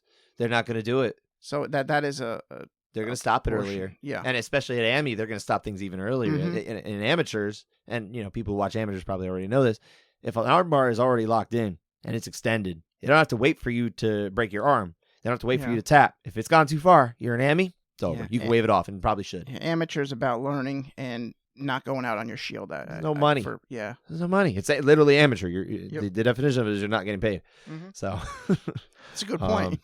Yeah, there you go. Yeah, that's just the truth. But to get back, the where were we exactly? You were on the rule changes, neoprene Rule sleeves. changes, yeah. So the neoprene sleeves, that ultimately they found a compromise in the language, and it was, I think, to specify that this was not considered equipment. It's not grabbable. So that got rid of like the tactical advantage, and I think it had more to do with. And granted, all of these rule changes, it's still incumbent on the athletic commissions to go home and enact them. These are the ABC pretty much just enacts the rules or passes rules, and then that becomes the standard by which commissions are encouraged to go by. Members of the ABC in particular. That was the minor change. The major change, and this is a big one, and I think one that you're actually going to start hearing about on the broadcasts now. Yes. When they introduce things, is the fact that now fighters are allowed 5 minutes to recover if they receive a finger in the eye. They're poked in the eye, right? By a finger, of course. Not the knuckle or whatever, not by a punch. That's still a legal strike. An eye poke, an eye gouge, from extended fingers, that kind of thing. That you are now allowed 5 minutes up to 5 minutes to recover, and it will be treated the same way as a groin strike, where they are allowed 5 minutes to recover. Now, I had a good question that was posed to me from Cody Morrow, who's one of the producers on Anik and Florian podcast, right? Mm-hmm. Really good question, and I went to follow up with Andy Foster on it because I wanted clarity. He's the head of the rules committee, MMA rules committee. So I went to follow up, and the question was, what happens if a fighter goes, they're poked in the eye right away? They say, I can't see, because right now that gets stopped, right? Mm-hmm. As past practice, obviously we're going to start seeing different things now. Past practice, it was they would stop the fight right away. Can't see, it's done. Now, as Commissioner or as Executive Director Foster explained, they'd say, okay, take your time, take your 5 minutes. Let's evaluate you at the end. Mm-hmm. I think that's the way it should be. And that's it. Allow them to bring it out. Allow them to kind of get over the shock of I can't see. Give them time to recover. And that's pretty much where we're at. I like that. I think it's great. And that's why, realistically, that's why nobody actually fought it. There was no debate, nothing over this. It was truly like makes sense, moving on. Yeah. And that's why he was so, and he was, Foster was so incredulous that it took so long. You could tell he's like, I never expected it to be this. And I've probably done a more accurate impression of Executive Director Foster, who has a very distinctive way of speaking, which I think is wonderful, by the way. He's got a mesmerizing accent from Georgia. But yes, I kind of dipped into that, I guess, a little bit, right? A bit. There were a couple other things that were brought up, and these weren't rule changes for this year. One of them was, I guess it was presented as a new thing for this year. There's a new training document called the MMA Scoring Ladder. Yeah. And it's a big old graphic. I think we referenced it earlier. This big old graphic that illustrates in a concise way how you score fights and how you assign 10 or assess 10 8s and 10 9s and 10 7s and 10 10s and all that stuff, right? Big old graphic with lots of wording on it. Sean Sheehan's not a big fan at all. I haven't seen that yet. To be fair, I haven't even gotten deep into that document yet. I really haven't gotten the chance to dig deep into it. But my understanding is it's not necessarily meant for like the layman so much as it's a training tool. That was how Andy Foster labeled it, as a training document. Yeah, I mean, at first glance, you can see how it's kind of convoluted, maybe. Sure. Yeah, I have. I think Mark Ramundi posted a. He got it early. Yeah, credit to Mark Ramundi. Andy must have shared it with him early. Yeah, so I saved it from. Good his reporter, tweets. Mark. So I mean, I have it on my phone. It's just there's a lot here on it. Yeah. If you get a chance, I wish I had seen it earlier from him. I missed it because I was tweeting myself what was going on at the ABC, but he got it early. He tweeted it out. If I'd seen it, I would have been able to look it over early. I'm like, oh, okay. Now I had known a little early what the general idea of what some of the rule changes were going to be, but I didn't know what the language was, so I kind of held off on that. But neither here nor there. before we get off the rules. Yeah. Uh, I'm not even done. Oh, you're not. Okay. No, I'm not then, quite then, done. Then you might get it then. Yeah. So continue on. Okay. Well, what I was going to say is they mentioned the idea that in a few months they will have more like revised language for 10-8s. This is something that's been a work in progress. I like that. Yeah, the idea of that damage would kind of be an emphasized portion of the 10-8. Okay. That was what was alluded to. It's not ready yet. In a few more months was what Andy Foster more or less timed it at. We'd been hearing him talking about this for a while, so it was not surprising to hear that. That was at least on the pike. I think some of us expected it might be this year or for the commission, the conference this year, and it just wasn't. So we'll stay tuned for that. And the last thing is that there was a proposal to change the definition of a grounded fighter. That's where I was going to go. Okay. Yeah. This was something that was proposed not for people to vote on this year, but the idea that it would be voted upon in 2023's conference. And I think the sense was, hey, let's give everybody a heads up this year. Think about it over the next 12 months or so, with the new language essentially being focused on at least one of the opponent's hands being a weight bearing on the floor, including but not limited to the palm, fingertips, or fist. And that's kind of the more or less the change. I don't want to get deep into the weeds. We'll hear more about it later. But the one thing I did hear from some officials in presence is that's not going to pass. That's not going to. It's just not going to happen. Just too much. At least as presently worded. Just no one has. I think the idea is that it's too. The concern is that it's too challenging for maybe referees of lesser experience to identify. Okay, I got a question. That was something that had been voiced to me. Yeah, what's your question? Hypothetical. I guess what do you think's more likely? All commissions coming together on defining a grounded opponent or legalizing knees to the head? All commissions? Now, not all commissions were present at this thing. I mean, New Jersey didn't show up. There's a bunch of other commissions that just don't do this anymore. Really? Because they split off with the changes. Okay. Yeah.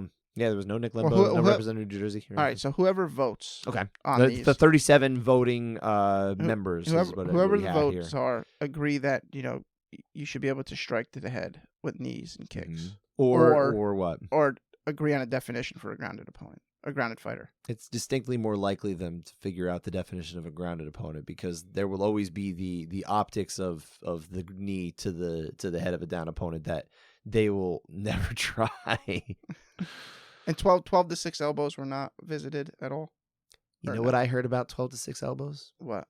UFC doesn't work. Really? Yeah. Wow. Okay. Isn't that surprising? That is a little bit, That's something I had heard. I mean, because it's their broadcast. It's always calling how crazy it is. But you know what it is? The idea, I guess, that was posited based on this thing that I'd heard, and I'll keep to myself where I'd heard it, is that they're trying to present themselves as maybe less barbaric in a sense, and the idea that this 12 to 6 elbow is kind of like that. Now, is this accurate? I don't know. This is one thing I heard. Mm. It makes some sense, but also maybe it's not exactly true. I don't want to label that as definitive truth. Okay. Let's couch that. Let's couch side that. Terrible joke. Terrible joke. We've been doing this a while. But yeah, I mean, it makes some sense, I guess, if they're trying to present a product it's a publicly traded company now. Maybe they don't want to go for adding more brutality.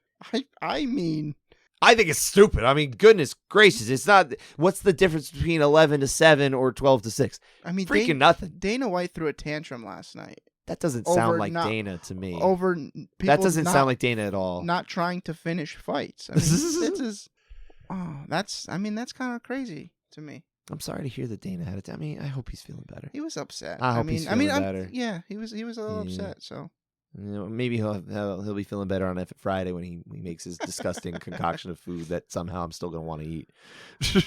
Some of them look pretty tasty. Some of them look tasty. Yeah. Some of them are just, oh my God, get that out of here. That was a mistake of science. That was it though, as far as the actual rules. Proposals, rules committee things. That was honestly, I think, the biggest thing that I was most interested in coming into this.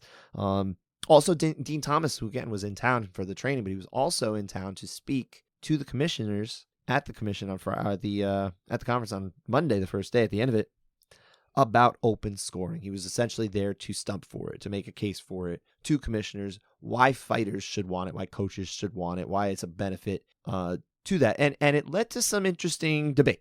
You had some commissioners saying, where's the benefit? It does, it has nothing to do with fighter safety. It's not something they should be concerned with. That all this kind of thing, right? But you did hear some voices in favor of it. Tony Cummings from Colorado, who does have open scoring there. We've had him on this show before. He spoke of course, of the statistics that have been gathered from both the Kansas Athletic Commission, who had been kind of the pioneers of this, right, in MMA. We've had Adam Rohrbach, who helped develop that, on the show before too. Spoke of the statistics he and the Kansas Commission had gathered, which, granted, they're still probably more shallow, not shallow, but smaller sample size than we would like to see to be able to really get a real read of it. And also very skewed toward women's fights, because it's largely been Invicta shows and some LFA and a little bit there, but it's been largely there too. We probably would want to see more men's fights as well, just to get it rounded out. And even if I don't believe that myself, you guarantee there's going to be some commissioners who will feel that way. But you're talking about coasting?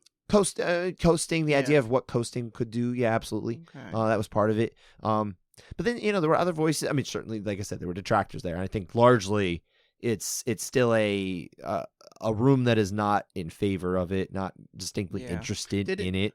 But even another official who spoke, actually, Dan, I should bring up a name who we've spoken about on this show many times, Dave Hagan. Dave Hagan now is an administrator with the Oregon Athletic Commission. He spoke to me a little bit about trying to bring it back and really revitalize it, which is exciting to hear. Mm-hmm. He's got a wealth of experience. He was with Team Quest back in the day. He helped corner Randy Couture, and he's judged all over the world. And judged for many years. So whenever you get these guys coming from one side to the regulatory side, I'm personally excited by it. I think it's really great to have that.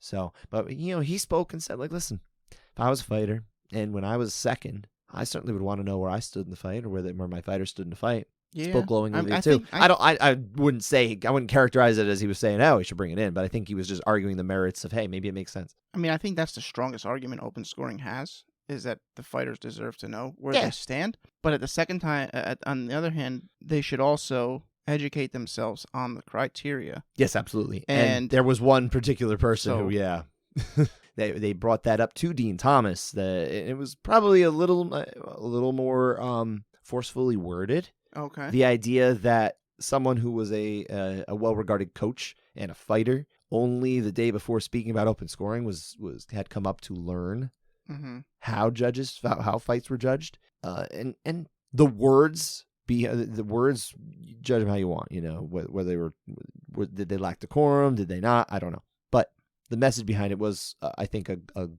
important one, which is fighters and coaches really ought to know.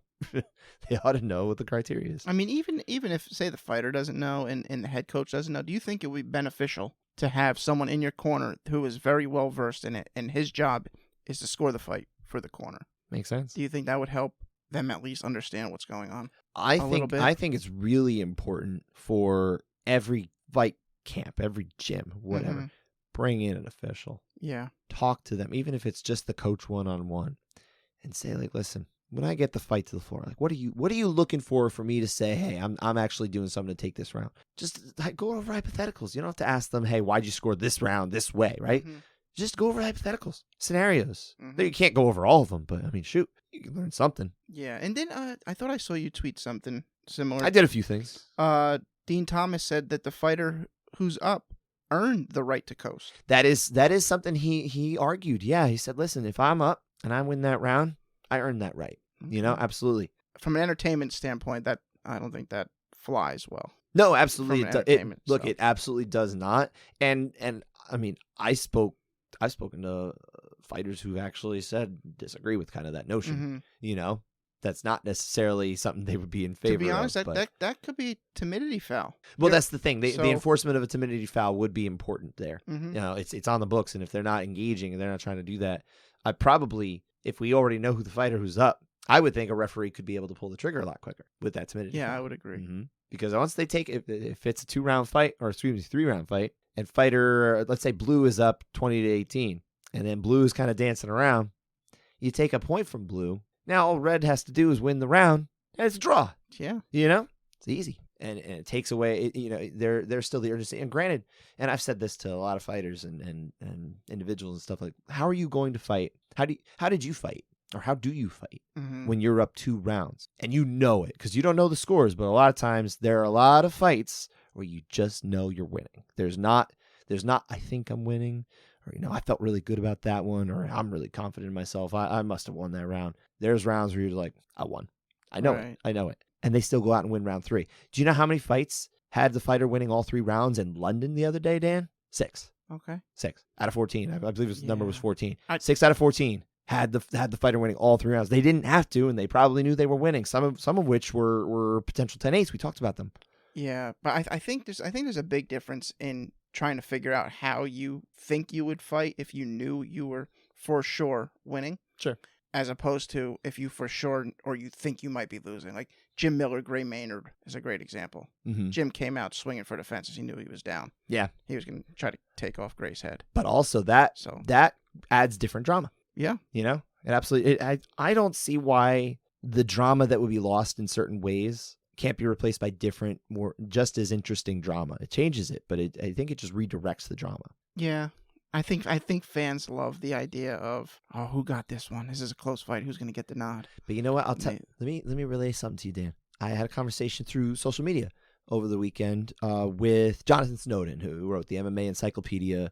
He wrote that Frank Shamrock biography. Okay. Which is fascinating, by the way. And I recommend Jonathan Snowden's book on Shamrock, called Shamrock. I really do recommend it.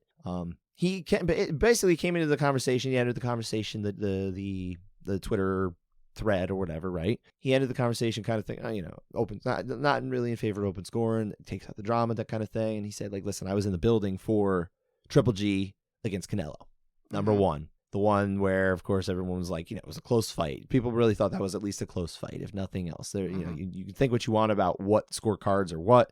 We don't need to get into that. That's not what we're really doing. But he said, like, there was real palpable drama in the building about who won the fight, what the result of the fight was. And obviously it was a draw. Nobody won the fight.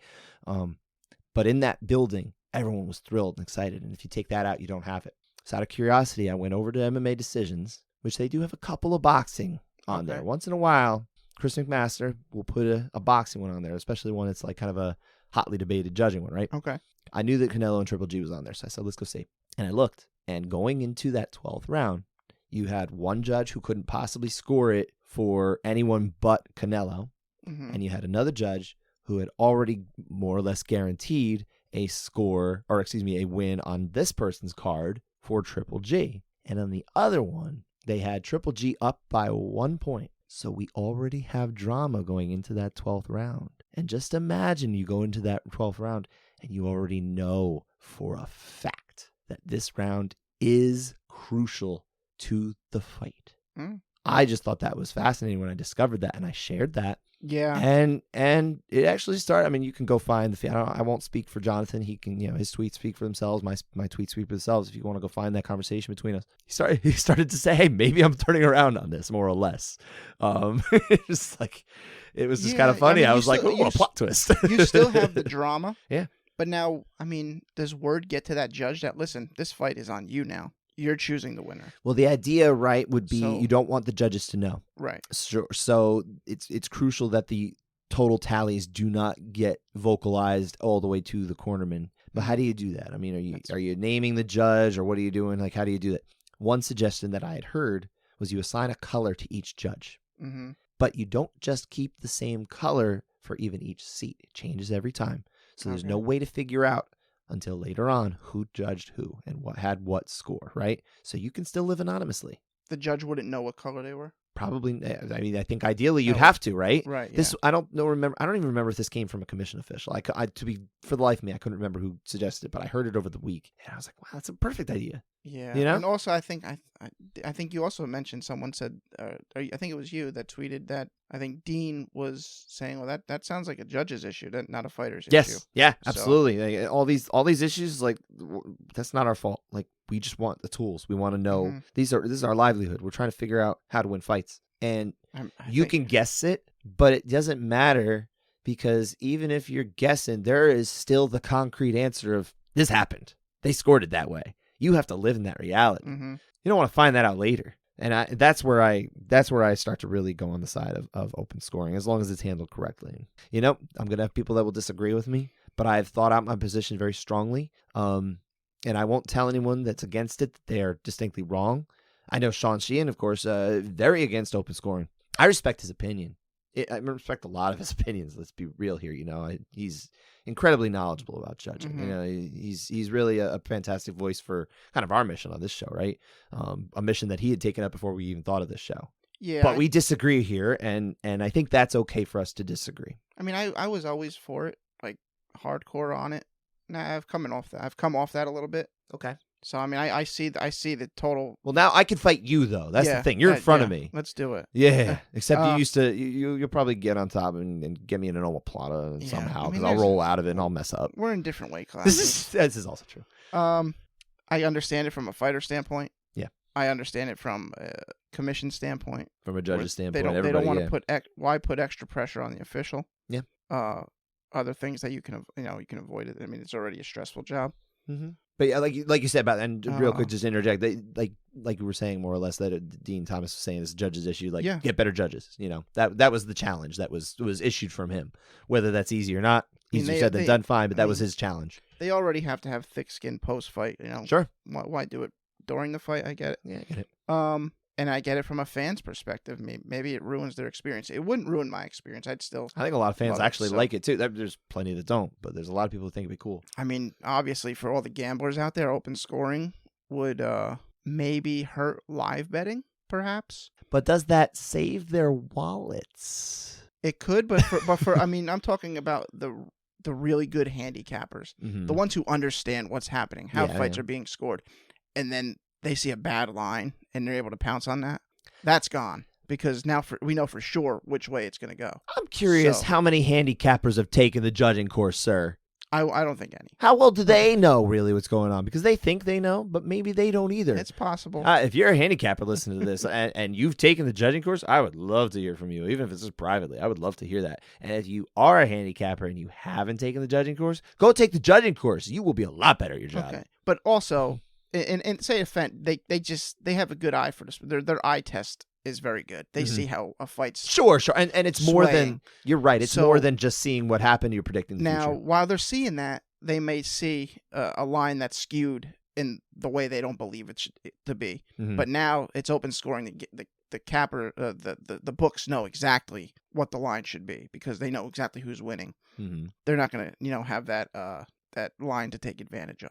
But you know what they can start doing if they have low open scoring and we know how rounds are scored is they can start taking bets real quick, live scoring on who's going to win the next round. Yeah, they could do that too. They can do that. There's whole new bets. There's all new ways for the house to always win. They will find a way. They always win. Yeah. I mean, there's a reason Vegas still is there. And UFC would monetize it. I mean, here's the fourth round score brought to you by, Coors or whatever. Not Coors because it's not Modelo. Yeah, DraftKings. It's all over the place. It could be brought to you by literally anything. And they'll make more money. Mickey's malt liquor. Yeah.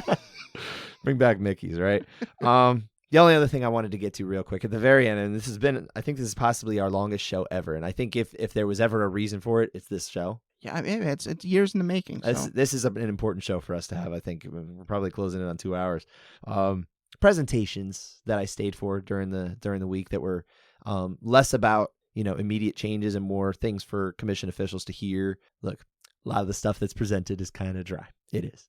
I feel like there's a healthy mix of dry and extraordinarily interesting presentations. It was there's not as much in the middle. There was some stuff that felt kind of and maybe from what I hear is some stuff that gets presented every year and certain officials kind of roll their eyes at, right? But the need for it to hear it especially the utility of what they are doing as commission officials. But there were some that I was particularly interested in. One was focused entirely on weight cutting and data backing up the ideas of and I wouldn't try to summarize these because you can actually find these presentations on the ABC website.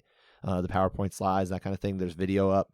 One of them was taken down, unfortunately, because of UFC footage. I hope they can find a way to get that back up, whether it's getting permissions or would blurring like or something like that. Yeah, and this one in particular was the one that wasn't there. Is that weight cutting one that was presented by a British, an English doctor named Dr. Christopher Kirk. A big fight fan. Had some real interesting times discussing fights in general and learning about what his research was and that kind of thing over the course of the days. Shout out to Dr. Kirk. But that really, I think that was one that it was a well presented presentation, but it was also a fascinating one about how much fighters don't recover in 24 hours or 3 hours before a fight, right? Mm-hmm. How much strength is down, how much testosterone is down, all these things, and it becomes kind of about the risk management of how much weight you are going to cut, right? For as much body mass you cut, percentage of body mass you cut, as you get higher, it changes everything, right? I'm summarizing distinctly because I don't want to mischaracterize, and I think it's better to just, if you can, hear the presentation. I would like to see Dr. Kirk be able to get on a different platform, someone with a lot bigger than just the room of commission officials, and anyone who's maybe listening to the live feed to really hear this presentation, because I thought it was fascinating. That was the one that stuck out. What's that? Is that the one that showed just how much more weight MMA fighters cut compared to other sports? Yes. Is that the same one? That was part of it. Yep, absolutely. Okay. And it really illustrated the distinct gap in terms of how much mass is cut. He measured in kilograms, as they would do, in a lot of countries except ours, right? But the thing that had occurred to me as I was listening and as I was processing what I heard later is, it's almost like MMA took like the absolute worst parts of cutting weight for boxing and cutting weight for for wrestling, right? Because wrestlers will cut a lot of weight and then they'll rehydrate and they'll fight that day a few hours later or something, right? But boxers, maybe they don't cut as much weight as some other sports, some do, but they will fight 24 hours later. So they can get a little bit lower maybe and then rehydrate and have more time to do that kind of thing, thinking that they've got enough. Boxing or MMA kind of took both ideas and said, hey, we've got a bunch of wrestlers who are going to cut deep weight, but now they've got even more time to recover. It's like, oh no. And boxing has so many weight classes, though. It does. That aren't too far apart. Sure. And so does MMA. They just aren't typically used. Not as many. Not as many even. Like they have 165 and 175 are on the books. Sure. It just doesn't happen. Boxing at the lower weights, I mean, some of them are only like 4 pounds apart. Yeah. Which is, look, when Dana starts complaining about boxing having too many weight classes and he points to that, it's like, yeah, that makes sense. We're talking about 10 pounds apart. It's just a very different thing. But that's not really the here nor there. Did you have any other questions about that? Because I did just want to mention real quick before we kind of shut down. There was a presentation on transgender athletes, as this is just something that commissions are going to have to kind of figure out. And it was probably as respectful responses, let's say outside of the people who were grumbling to themselves and making cracks and things like that to the people next to them.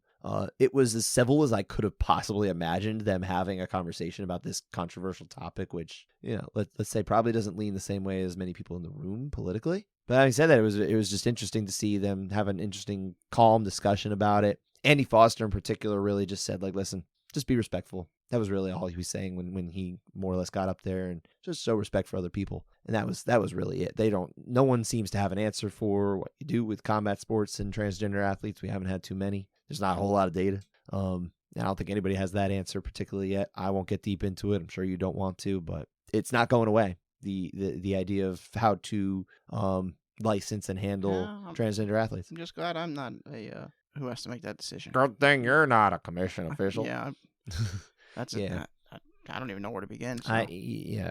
But I would echo Andy's sentiments and just be respectful. Absolutely. We're all people, right?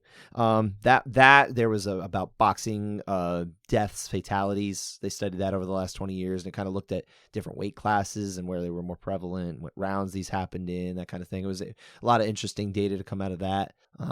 They limited it to a certain number. It was like specifically brain trauma caused, and there was only one female fatality, so they kind of excised that one just because they wanted to focus on men. They have more data with men, that kind of thing. So, it was a lot of interesting stuff. I could go on and on and on, and I won't. But I would like to stress again, if I didn't already, and I'm pretty sure I did, if you're media, you really got to go to this at some time at least. A lot of it's streamed, but then you can talk to officials after. They're in the room with you.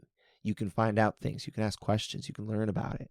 And it's really important to do that as a media member. I'm kind of lecturing media members right now, and I don't mean to do that thinking I'm better, but I'm just telling you from experience, there's a lot of benefits to doing this, to going to this thing. It may be in Las Vegas next year. It's a lot of media based in Las Vegas. If you can't go to that, if you don't want to go to that, like, I'm sorry, I don't know when you're going, but you really should. I'm going. Yes, you are. Yes. We'll see if I'm able to get out there. I would like to, but I mean, realistically, it's hard for me to make the time to go every year based on the way I tend to cover the sport for my outlet. Mm-hmm. We'll see. Yeah, I guess that's probably it, right? I think that's it, sir. Yeah, that's thanks to Mike Mazzulli and the ABC. Yes, we would be remiss not to say thank you to Mike Mazzulli for making it so easy for Dan and I to go out, to attend the judging, to attend all these functions, to cover it. I mean, it was I don't want to be overly, gushing over this, but it was, Mike has been saying for a long time to a lot of media members, hey, like, I've been trying to get media out here a long time, and no one comes. And we had a lot of people ask us, like, hey, are you getting anything out of this? Are you learning this? What do you think of this experience? I had so many people ask me this question. I was like, yeah, I think it's very fascinating. I learned a lot. I think it's important. Yep. And again, thank you to everybody who was accommodating, everyone who was willing to speak to me in person, in private, publicly. All Same friendly. to you, I'm sure, right? Yeah, especially for the officials and judges and referees that you spoke to. Yeah, everyone. They were all super friendly. Yeah, so thanks to everybody, and best of luck as they hopefully steward this sport into, the best ways possible. And that does it for this Epic episode of the Couchside Judges. We'll be back again on Monday to break down UFC 279? 277, sir. 277, yeah. Losing track of numbers, yeah. We might even have a special guest there. We've got some ideas, so we'll see. Ooh. Tune in. News to me as well. Thanks for listening, everybody. Have a wonderful weekend.